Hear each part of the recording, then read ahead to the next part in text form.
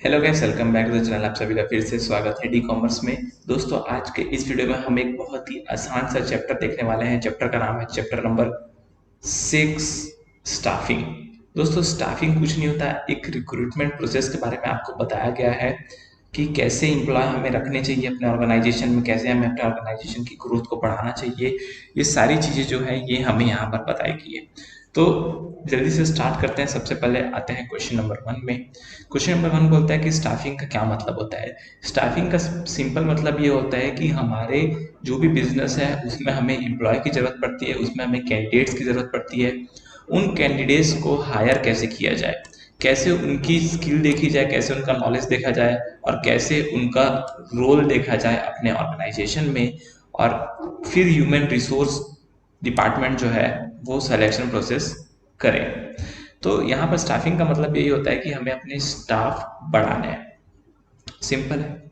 यहाँ पर दो इंपॉर्टेंट सोर्सेज की बात कही गई है कि हम कैसे रिक्रूटमेंट कर सकते हैं। अब रिक्रूटमेंट का मतलब क्या होता है कि process of searching and hiring right person for the job, यानी कि जो भी हमारे जॉब के लिए सूटेबल है ऐसे लोगों को ढूंढना और उनको हायर करना। It can also be said as the process of finding potential candidate suitable for the job and convincing them to apply for the post. यानी कि जो भी पोटेंशियल कैंडिडेट है उनको बोलना कि क्या आप ये जॉब करना चाहेंगे और फिर उनको एक पोस्ट के लिए अप्लाई करवाना। इसको बोलते हैं हम रिक्रूटमेंट। रिक्रूटमेंट दो टाइप के होते हैं, एक होता है इंटरनल सोर्सेज से, एक होता है एक्सटर्नल सोर्सेज से। अब ये इंटरनल सोर्सेज से कैसे होता है? Internal sources refers to as sources of recruitment within the organisation. It means any vacancy created is filled by an existing employee working in the organisation. अब ये internal sources क्या होता है? For example मान के चलो, एक बंदा है जिसको मार्केटिंग भी आता है, फाइनेंस भी आता है। अब मार्केटिंग का काम उतना है नहीं, फाइनेंस का जो बंदा पहले हमने रखा था वो भाग गया। तो अब क्या करेंगे? अब ये जो मार्केटिंग वाला बंदा है इसको टेम्परली हम जो है फाइनेंस वाला भी बना देंगे, तो इसको बोलते हैं इंटरनल सोर्सेज। या फिर ऐसा हुआ कि ग्रेड ए में बंदा है कोई ग्रेड ए में बंदा है, वो जॉब छोड़कर चला गया। तो अब हम क्या करेंगे? ग्रेड बी वाले को अपग्रेड करके ग्रेड ए में लाएंगे और ग्रेड बी के लिए नया एम्प्लॉय हायर कर सकते हैं। तो ये भी होता है इंटरनल सोर्सेज। इंटरनल सोर्सेज यानी कि आप ऑर्गेनाइजेशन के अंदर ही हायरिंग प्रोसेस कर रहे हो।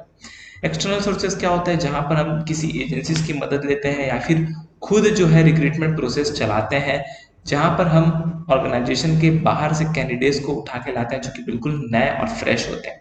तो ऐसे सोर्सेज को बोलते हैं external sources. The worker of a factory are unable to work on new machine and always demand for the help of supervisor. The supervisor is overburdened with their frequent calls, suggest the remedy. अब यहाँ पर आपको पता है क्या कहा गया है कि वर्कर जो है वो हमेशा बोलते हैं कि हमारे हमारे पास अच्छा सुपरवाइजर नहीं है। एक जो सुपरवाइजर है उसके पास काम लदा हुआ है, वो बहुत ही ओवरबर्डन रहता है। तो अभी इसके लिए क्या रेमेडी है? इसके लिए एक ही रेमेडी है कि आप वर्कर को प्रॉपरली ट्रेन कर दो। तो जो रेमेडी है वो है वर्कर्स प्रॉपर ट्रेनिंग, है ना, कि उनको कैसे मशीन को यूज करना है ये आप प्रॉपरली उनको ट्रेन कर दो, जिससे उनका कॉन्फिडेंस बढ़ जाएगा और उसका स्किल सेट बढ़ जाएगा, जिससे क्या होगा कि आपका फास्टर वर्किंग होगा, कोई डिले भी नहीं होगा आपके टास्क को परफॉर्म करने के लिए। ठीक है, ये हो गया क्वेश्चन नंबर 3। क्वेश्चन नंबर 4 में आते हैं, the quality of production is not as per standard, यानी कि जो क्वालिटी है वो स्टैंडर्ड के हिसाब से नहीं है। इन्वेस्टिगेशन पे ये पता चलता है कि मोस्ट ऑफ द वर्कर जो है वो ऑपरेशन के बारे में प्रॉपरली इन्फॉर्म्ड ही नहीं है, यानी कि उनको पता ही नहीं है कि ये ऑपरेशन कैसे किया जाता है, मशीनरी को कैसे इस मशीनरी को चलाया जाता है, यही काफी सारे वर्कर्स को पता नहीं है। अभी हमें कैसे अपने क्वालिटी ऑफ प्रोडक्शन को बढ़ाना चाहिए, यहाँ पर भी सेम है, आपको एम्प्लॉय को ट्रेन करना होगा। Offering training to employee. अभी एम्प्लॉय को ट्रेन करके आपको ये सिखाना पड़ेगा कि जो ये नया मशीन आया है इसको यूज कैसे करना है, और इसको यूज करना सिखाने के बाद इनको लर्न और प्रैक्टिस कराना पड़ेगा किसी मास्टर के अंदर जो ये पहले से इस मशीन को चलाना जानता हो।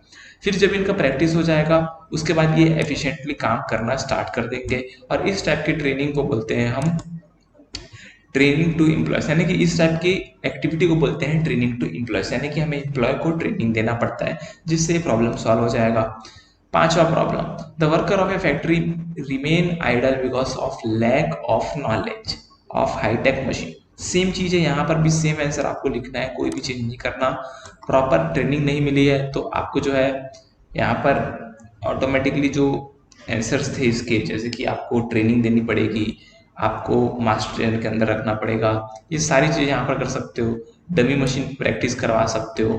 तो ये सारी चीज़ें इसके आंसर होंगे क्वेश्चन नंबर 5 के। तो यहाँ तक तो वेरी शॉर्ट क्वेश्चन थे, तो यहाँ तक तो उतनी एक्सप्लेनेशन की जरूरत नहीं थी। अब आते हैं शॉर्ट क्वेश्चन में, जिसका पहला क्वेश्चन है what is meant by recruitment, how is it different from selection. यानी कि रिक्रूटमेंट का क्या मतलब होता है और इसको हम सिलेक्शन से अलग कैसे देखते हैं। तो पहले तो आप मेरे को ये बताइए कि रिक्रूटमेंट पहले होता है या सिलेक्शन। रिक्रूटमेंट पहले होता है, उसके बाद सिलेक्शन होता है। रिक्रूटमेंट यानी कि आप क्या करते हो, बहुत सारे कैंडिडेट्स को ढूंढ के लाते हो, फिर उन कैंडिडेट्स के जो है आप स्किल सेट वगैरह देखते हो, उनमें क्या टैलेंट है देखते हो, फिर आप उन कैंडिडेट्स में से किसी एक या दो को सेलेक्ट करते हो, तो वो आता है सिलेक्शन प्रोसेस में। ठीक है। Recruitment is the process of searching and hiring of the right person for the job. सही बात है। It can also be said that process of finding potential candidate suitable for the job and convincing them to apply the post. Whereas selection is the procedure of choosing the required set of candidate from the pool of candidate, यानी कि जितने भी candidates हैं उसमें से किन्हीं 2-4 लोगों को सेलेक्ट करना, जिसको बोलते हैं सिलेक्शन। अभी दोनों के बीच में डिफरेंस बिटवीन बताया गया है। रिक्रूटमेंट का मीनिंग है सर्च और हायर करना, सिलेक्शन का मीनिंग है बेस्ट कैंडिडेट चुनना among the pool of candidates. Sequence में सबसे सेकंड स्टेज पे आता है आपका रिक्रूटमेंट और थर्ड स्टेज पे आता है आपका सिलेक्शन। फिर आता है एम्प्लॉयमेंट का कॉन्ट्रैक्ट। क्या हम एम्प्लॉयमेंट का कॉन्ट्रैक्ट रिक्रूटमेंट के समय देते हैं? नहीं देते, लेकिन हम जब सेलेक्ट करते हैं तब हम उनको ऑफर करते हैं एम्प्लॉयमेंट का कॉन्ट्रैक्ट। कैरेक्टरिस्टिक्स, रिक्रूटमेंट जो है वो बहुत सारे कैंडिडेट्स को लाने के लिए होता है, ठीक है, और एक वैकेंसी हम एडवर्टाइज करते हैं जिसके लिए बहुत सारे कैंडिडेट्स आता है। सिलेक्शन का मतलब क्या है कि राइट कैंडिडेट को चूज करना और जो कैंडिडेट इनअप्रोप्रिएट है उनको डिसकार्ड करना, यानी कि उनको मना बोलना। तो ये होता है यहाँ पर कैरेक्टरिस्टिक्स। फिर आते हैं क्वेश्चन नंबर 2 में, an organisation provide security service. अब ये सिक्योरिटी सर्विस दे रहा है। It requires such candidate who are reliable and don't leak out the secret of the client. What step should be incorporated in selection process. देखो अभी यहाँ पर ये बोल रहा है कि हमें एक ऐसा एम्प्लॉय चाहिए जो कि सीक्रेट ना बताए बाहर, तो उसके लिए आपको क्या करना पड़ेगा। For conducting such selection process the test can be conducted are personality test. अब आपको इसमें पर्सनैलिटी टेस्ट करना पड़ेगा कि क्या ये सीक्रेट बताता है कि नहीं बताता। Such test will help recruiter identify the candidate with the most stable personality each is suitable for the job that is offered. और फिर इसके बाद आपको उसके हिसाब से रिक्रूटमेंट का प्रोसेस करना पड़ेगा। A company is manufacturing paper plate and ball. Company जो है पेपर प्लेट और बॉल बनाती है। It produces 1 lakh plate and ball each day. Due to local festival, it got an urgent order of extra 50,000 plate and ball. Explain the method of recruitment that company should adopt in the given circumstances to meet the order. अभी company को अचानक से order मिल गया 50,000 extra plate और ball का। तो company का normal production कितना होता था? 1 लाख। बिकता कितना था? 1 लाख। अचानक से 50,000 का एक्स्ट्रा ऑर्डर आ गया, तो क्या हम परमानेंट एम्प्लॉय को हायर करेंगे? नहीं करेंगे। तो हम क्या करेंगे? लेबर कॉन्ट्रैक्टर के पास जाएंगे, वहां से हम जो है लो स्किल लेवल यानी कि सस्ते वाले लेवल को लेकर आएंगे जो कि हमारे लिए टेम्पररी काम करे। फिर उनको जो है हम अपना काम सिखाएंगे और फिर हमारा काम हो गया, हमारे को जो मैन पावर की जरूरत थी वो हमें मिल जाएगा। सिंपल है। तो ये सारे क्वेश्चन जो है ये नॉर्मल है, इसमें कोई भी टेक्निकलिटीज इन्वॉल्व नहीं है। Distinguish between training and development. अभी ट्रेनिंग और डेवलपमेंट के बीच में क्या डिफरेंस है? देखो दोनों बहुत ही क्लोजली रिलेटेड कॉन्सेप्ट है, लेकिन कुछ कुछ चेंजेस दोनों में है। दोनों का जो फोकस है वो हमेशा सेम रहता है कॉन्सेप्ट का, लेकिन पर्सपेक्टिव के हिसाब से दोनों अलग हो जाते हैं। ट्रेनिंग जो है वो रिलेट करता है imparting abilities and skill that are required in a job, while development is growth of an individual over a period of time. Training आपको स्किल और एबिलिटी देता है, लेकिन डेवलपमेंट आपकी ग्रोथ करता है। ठीक है। अब यहाँ पे डिफरेंस दिया है मीनिंग। ट्रेनिंग का मतलब है it is the process of enhancing abilities and skill of an employee which is essential to perform a job. किसी जॉब को करने के लिए जो भी ट्रेनिंग चाहिए वो आपको यहाँ पर मिलती है। Development overall growth of an employee, यानी कि सारे मामले में एम्प्लॉय की ग्रोथ होना, उनको थोड़ा थोड़ा एजुकेशन देते रहना, ये होता है डेवलपमेंट प्रोसेस में। फिर focus, the focus on the training is job oriented. जो ट्रेनिंग रहती है वो हमेशा जॉब ओरिएंटेड होती है, वो हर एक जॉब स्पेसिफिक जॉब के लिए अलग ट्रेनिंग कराई जाती है। लेकिन यहाँ पर जो डेवलपमेंट का मेन फोकस रहता है वो ओवरऑल ग्रोथ पे रहता है और वो हमेशा करियर ओरिएंटेड रहता है। Scope, training has narrow scope as it focuses only on how to make someone efficient in assigned job, यानी कि इसका स्कोप लो होता है ट्रेनिंग का, क्योंकि ट्रेनिंग एक स्पेसिफिक जॉब के लिए बनता है, लेकिन जो डेवलपमेंट है उसका वाइडर स्कोप रहता है क्योंकि वो पर्सनैलिटी डेवलपमेंट के लिए रहता है। तो ट्रेनिंग को भी जो है वो डेवलपमेंट का पार्ट माना जाता है। ठीक है, फिर आते हैं क्वेश्चन नंबर 5 में, why are internal sources of recruitment considered to be more economical, यानी कि जो इंटरनल सोर्सेज रहते हैं उनको इकोनॉमिकल क्यों माना जाता है, क्योंकि वहां पर हमें कोई भी रिक्रूटमेंट प्रोसेस नहीं करनी है, वहां पर हमारे पैसे इन्वॉल्वमेंट नहीं होने और हम उस एम्प्लॉय को पहले से ट्रस्ट कर सकते हैं। क्यों? क्योंकि वो हमारे ऑर्गेनाइजेशन का ही एम्प्लॉय पहले था। इसीलिए internal source of recruitment involve selecting an existing employee for a new position in the organisation, यानी कि एग्जिस्टिंग एम्प्लॉय है, खाली उसका पोजीशन जो है वो नया हो जाएगा। The way of recruiting is to transfer or promotion, और ट्रांसफर या फिर प्रमोशन करके इंटरनल रिक्रूटमेंट कर सकते हैं। मोर इकोनॉमिकल माना जाता है क्योंकि टाइम और पैसा दोनों बचता है। The recruitment process is not that extensive as compare to external recruitment. External recruitment में बहुत ज्यादा पैसा लगता है क्योंकि वहां पर आपको एडवर्टाइजमेंट भी करनी पड़ती है, वहां पर आपको पब्लिसिटी करनी पड़ती है, अपनी कंपनी के बारे में बताना पड़ता है, लेकिन इंटरनल सोर्सेज में ऐसा कुछ नहीं होता। There will be no expenditure on training of employee, क्योंकि ट्रेनिंग ऑलरेडी हो चुकी है, देयरफॉर इट इज इकोनॉमिकल, इसीलिए इसको इकोनॉमिकल माना जाता है। सिंपल है, आई होप आपको इसमें कोई भी डाउट नहीं होगा। अगर आपका कोई भी डाउट है तो आप कमेंट करिएगा बिल्कुल, और अगर आपको समझ आ रहा हो तो वीडियो को लाइक करिएगा और चैनल को सब्सक्राइब करना मत भूलिएगा। अब आते हैं क्वेश्चन नंबर 6 में, no organisation can be successful unless it fills and keep the various position filled with the right kind of people for the right job। कोई भी ऑर्गेनाइजेशन सक्सेसफुल नहीं हो सकता जब तक वो सही काम के लिए सही बंदा हायर ना कर ले। बिल्कुल सही बात है, अगर आप मिठाई की दुकान में कारपेंटर को हायर करोगे तो कैसे चलेगी आपकी दुकान? तो यही बात यहाँ पर कही गई है। अभी स्टाफिंग जो प्रोसेस है, इससे जो है हम सही एम्प्लॉय को सही काम के लिए रिक्रूट करते हैं। अब यहाँ पर ये है कि बहुत सारे चैलेंजेस भी आते हैं, technology, nature of job, skill set जो हमें चाहिए वो हमें मिलेंगे कि नहीं, तो ये सारी चीजें हमें फेस करनी पड़ती है। अभी हमें क्या बेनिफिट होता है स्टाफिंग करने से? सबसे पहला, बेस्ट सूटेड कैंडिडेट। देखो, बेस्ट कैंडिडेट तो मिल जाएगा, लेकिन बेस्ट सूटेड कैंडिडेट यानी कि जो हमारे जॉब को सूट करता हो वैसा कैंडिडेट हमें चाहिए। अब अगर आपको ऑडिटर चाहिए और आप चार्टर्ड अकाउंटेंट को नहीं ले रहे हो तो आप किसको लोगे ऑडिटर के लिए? क्योंकि ऑडिट तो चार्टर्ड अकाउंटेंट करते हैं ज्यादातर, तो चार्टर्ड अकाउंटेंट को आपको हायर करना है, तो ये बेस्ट सूटेड जो है ऑडिटर्स होते हैं। It ensure that right people are selection for the right job, हमेशा राइट जॉब के लिए राइट पीपल मिलता है, जिससे क्या होता है, हमारा ओवरऑल एफिशिएंसी और परफॉर्मेंस बढ़ जाता है। फिर third, by selecting the best candidate for the job and organisation has a better chance of registering growth, यानी कि जब हम बेस्ट कैंडिडेट सेलेक्ट करते हैं तब हमारे पास अच्छा चांस होता है ग्रोथ करने का, अपने ऑर्गेनाइजेशन को ग्रो करवाने का। फिर आता है staffing. Staffing helps in manpower planning and help in proper utilisation of manpower. It also help in filling up vacant job post so that working efficiency is maintain. Staffing से जो man power की जो जगह खाली रहती है, जहां पर मैन पावर की रिक्वायरमेंट रहती है, वहां पर हम जो है सिलेक्शन करते हैं और फिर वहां पर कैंडिडेट को बैठाते हैं, जिससे हमारा काम जो है वो डिस्टर्ब ना हो और हमारा जो भी काम है वो एफिशिएंटली कंप्लीट हो जाए। ये थे शॉर्ट क्वेश्चंस। अब आते हैं लॉन्ग क्वेश्चन में। Human resource management include many specialised activities and duties explain, यानी कि ह्यूमन रिसोर्स मैनेजमेंट जो भी एम्प्लॉयज का रिसोर्सेज का मैनेजमेंट करता है, उनको बहुत सारे अलग अलग काम करने पड़ते हैं। कुछ काम आपको बताने हैं यहाँ पर। सबसे पहले, ह्यूमन रिसोर्स बहुत एसेंशियल होता है क्योंकि इसके बिना आप सही कैंडिडेट को हायर नहीं कर सकते, उसका डेवलपमेंट नहीं कर सकते, और जो भी इनका रिक्वायरमेंट रहता है वो आप फुलफिल नहीं कर सकते।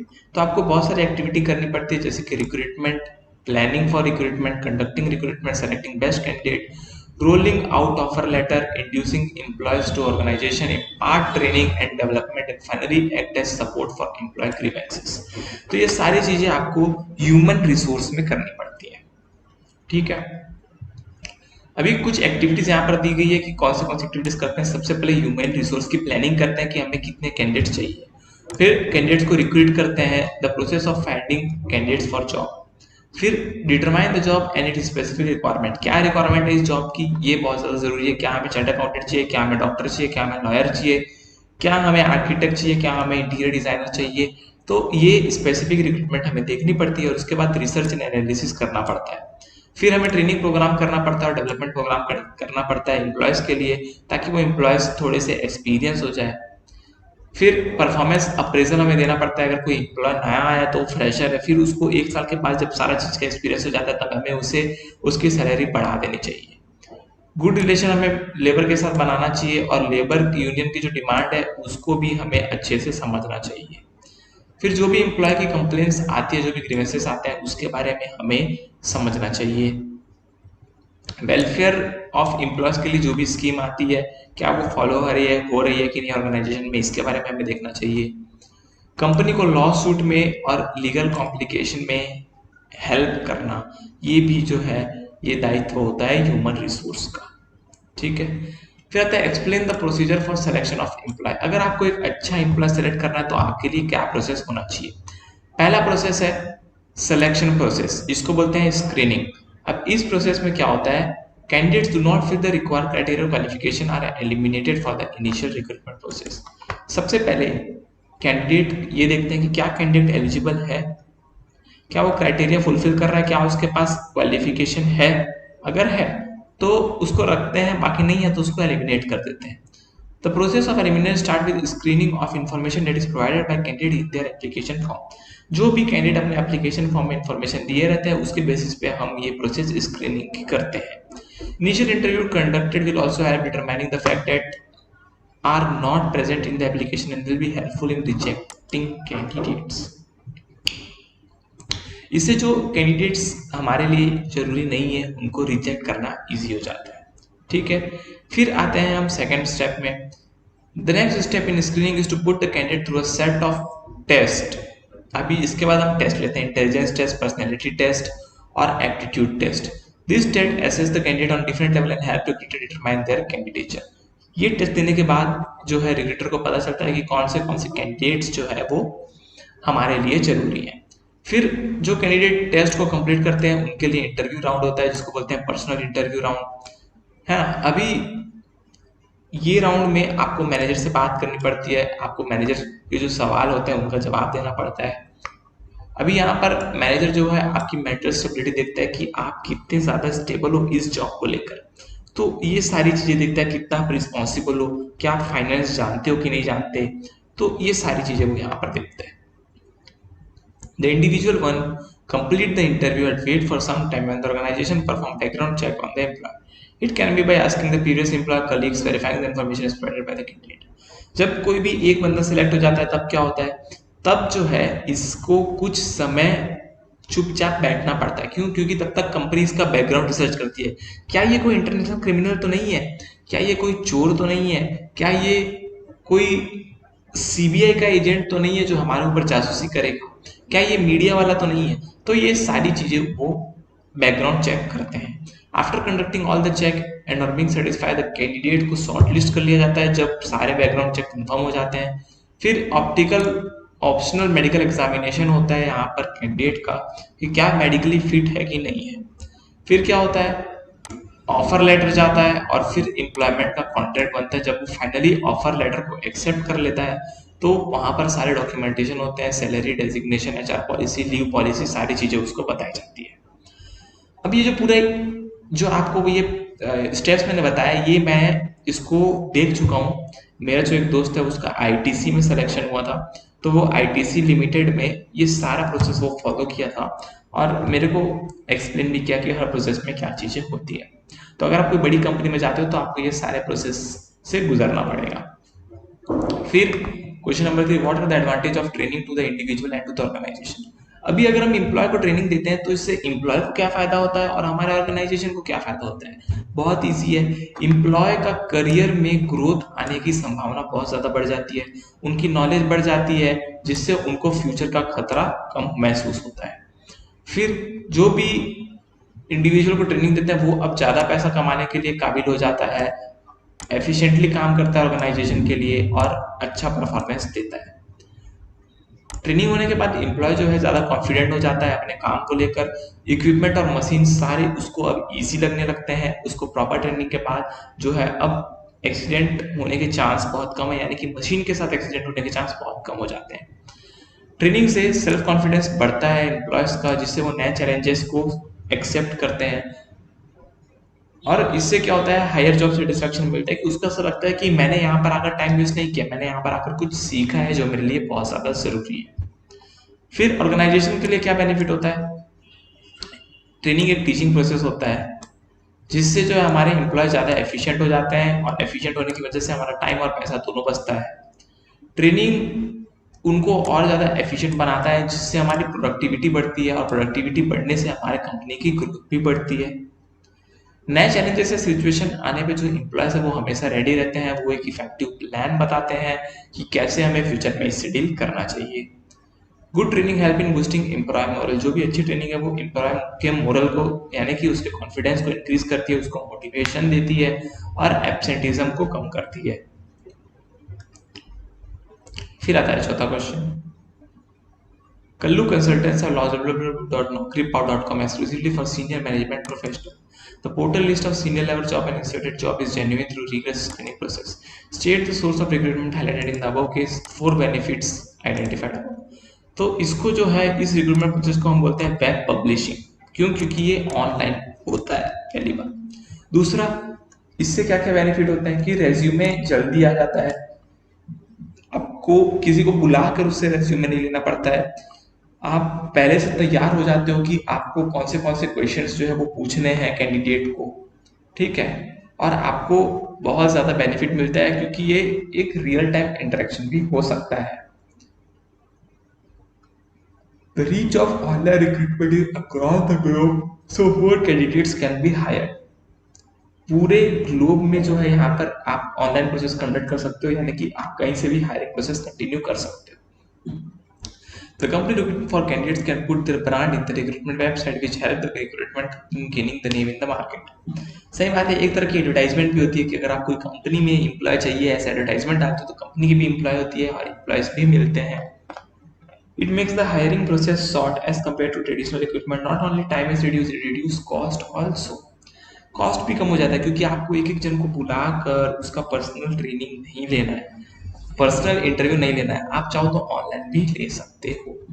दोस्तों इसके बाद आता है क्वेश्चन नंबर 5। क्वेश्चन नंबर 5 है, a company Xylo limited is setting up a new plant in India for manufacturing auto components. एक नया प्लांट डाल रहे हैं जो कि ऑटो कंपोनेंट्स बनाएगा। India is a highly competitive and cost effective production base in this sector. India जो है बहुत ज़्यादा कॉम्पिटिटिव है इस सेक्टर में और कॉस्ट इफेक्टिव भी है। बहुत सारे रेप्यूटेड कार मैन्युफैक्चर जो है अपने ऑटो कंपोनेंट ऑलरेडी इंडिया में बनाते हैं। Xylo Limited is planning to capture 40% market share in India and also export to the tune of at least 50 crore in about 2 years of its plant operation. Xylo Limited बोलता है कि हम 40% market share लेंगे India में, यानी कि जितनी भी यहाँ पर ऑटो कंपोनेंट बिकते हैं उसके 40% जो है वो हमारी कंपनी बेचेगी, ऐसा उनका टारगेट है। और वो 50 करोड़ का जो एक्सपोर्ट है वो करना चाहते हैं 2 साल में। To achieve this target it require a highly trained and motivated workforce. इस टारगेट को अचीव करने के लिए बहुत ही हाईली ट्रेन्ड वर्कफोर्स की जरूरत पड़ेगी। You have been retained by the company to advise it in this matter. While giving answer, keep in mind the sector the company is operating. यानी कि आपको एडवाइस देनी है यहाँ पर कि कंपनी को क्या काम करना है। Question A, outline the process of staffing the company should follow. Company को कौन सी स्टाफिंग प्रोसेस फॉलो करनी चाहिए, तो आपको वही लिखना है कि स्टाफिंग में सबसे पहले कितने नंबर चाहिए, आपको कितने नंबर और किस टाइप के पर्सनल चाहिए ये आपको पता करना है। फिर सूटेबल कैंडिडेट्स कौन से हैं जो आपकी वैकेंसी को फिल कर सकते हैं और आपके पोस्ट के लिए उनको अप्लाई करवाना है। फिर आपको राइट कैंडिडेट को सेलेक्ट करना है इंटरव्यू प्रोसेस करने के बाद। फिर आपको एम्प्लॉय को हेल्प करना है कि वो फैमिलियर हो जाए वर्किंग एनवायरनमेंट के साथ, क्योंकि अगर वो फैमिलियर और कंफर्टेबल फील करेगा तभी वो अच्छे से काम कर पाएगा।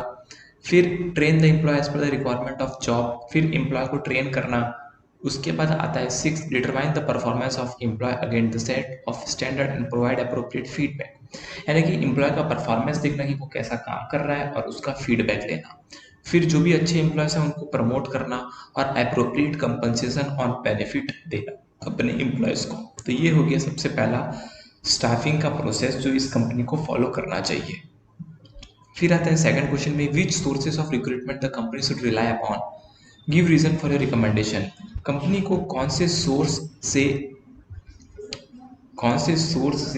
रिक्रूटमेंट करना चाहिए। अब दो टाइप के सोर्स होते हैं, एक होता है इंटरनल सोर्स, एक होता है एक्सटर्नल सोर्स, जिसके बारे में मैं आपको पहले भी बता चुका हूँ।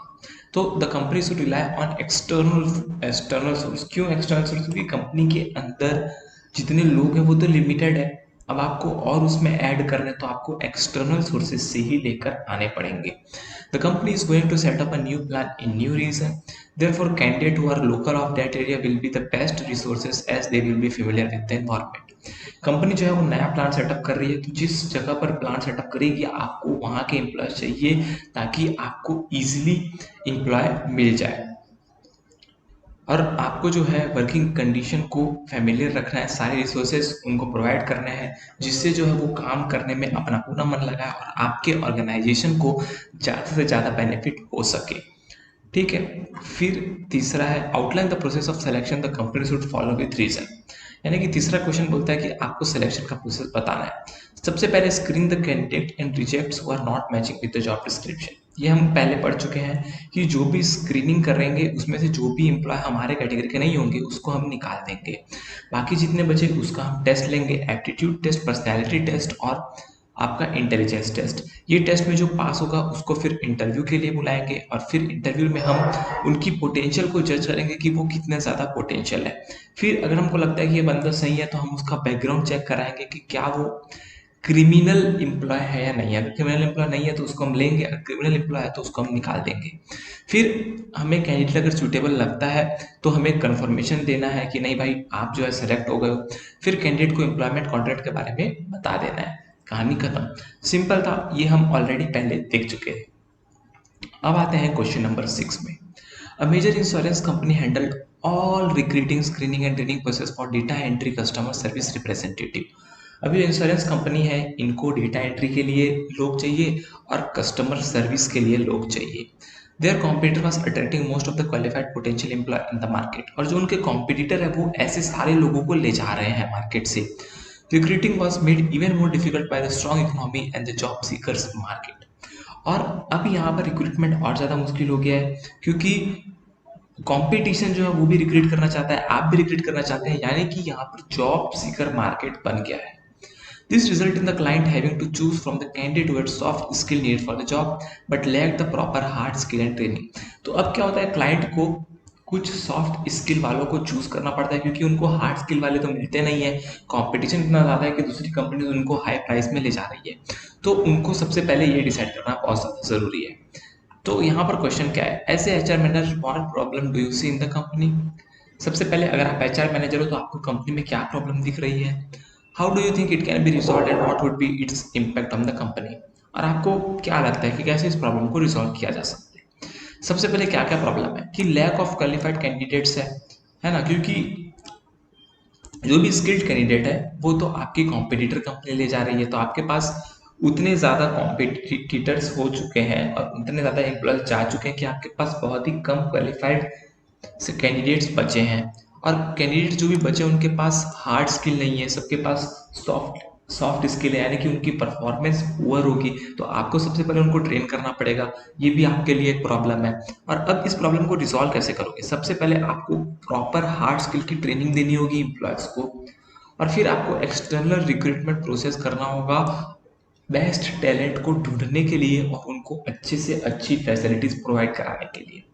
फिर आपको उस कैंडिडेट्स में से शॉर्टलिस्ट करके जो भी सूटेबल होगा आपके जॉब के लिए उसको सेलेक्ट करना पड़ेगा। सिंपल था। फिर आते हैं क्वेश्चन नंबर 7 में। Miss Jayashree recently completed her postgraduate diploma in human resource management. Few months from now, a large steel manufacturing company appointed her as its human resource manager. As of now, the company employ 800 person. Company के पास 800 लोग हैं और वो expand करना चाहता है, 200 लोग और लाना चाहता है अपनी कंपनी में। और अपनी कंपनी की जो एम्प्लॉय है उसको 1000 एम्प्लॉयज बनाना चाहता है। Miss Jayashree has been given complete charge of the company's human resource development. अब ये जो जयश्री है वो इस कंपनी की इस ह्यूमन रिसोर्स की सबसे टॉप मोस्ट मैनेजर है, यानी कि पूरे काम इनके अंडर पे चलते हैं। क्वेश्चन क्या है, point out what function is he suppose to perform. उनको क्या करना चाहिए, तो उनको क्या करना चाहिए, सबसे पहले जयश्री को स्टाफिंग फंक्शन तो देखना पड़ेगा, वो तो बहुत ज़्यादा इंपॉर्टेंट है। अभी उनको जो है सारे कैंडिडेट्स को हायर करना पड़ेगा आइडियल कंडीशन में और उनको प्रॉपर ट्रेनिंग देनी पड़ेगी। अभी यहाँ पर कुछ फंक्शन दिए गए हैं जो उनको परफॉर्म करने पड़ेंगे। सबसे पहले जॉब डिस्क्रिप्शन कि कौन से जॉब के लिए लोग चाहिए, फिर जो भी क्वालिफाइड कैंडिडेट्स हैं उनका रिक्रूटमेंट करना, उनका सैलरी स्ट्रक्चर बनाना, उनका इंटरव्यू करना, उनकी ट्रेनिंग करना, उनको वेलफेयर प्रोवाइड करना, उनके कंप्लेंट ग्रीवेंट्स को सॉल्व करना और कोई भी लॉसूट्स और लीगल मैटर है कंपनी के तो उनको डिफाइन करना। ये सारी चीज़ें उनको करनी पड़ेगी। दूसरा क्वेश्चन है what problem do you foresee in her job. उनके जॉब में कौन सी प्रॉब्लम आ सकती है। सबसे पहला उनका मल्टीपल काम करना पड़ेगा डेली बेसिस पे, यानी कि सारा बर्डन उनके ऊपर आ गया है। राइट कैंडिडेट ढूंढना बहुत ही डिफिकल्ट जॉब हो जाता है और आपको रिक्रूटमेंट के सोर्स को भी आइडेंटिफाई करना है कि मैं इंटरनल सोर्स लूँ या एक्सटर्नल सोर्स लूँ।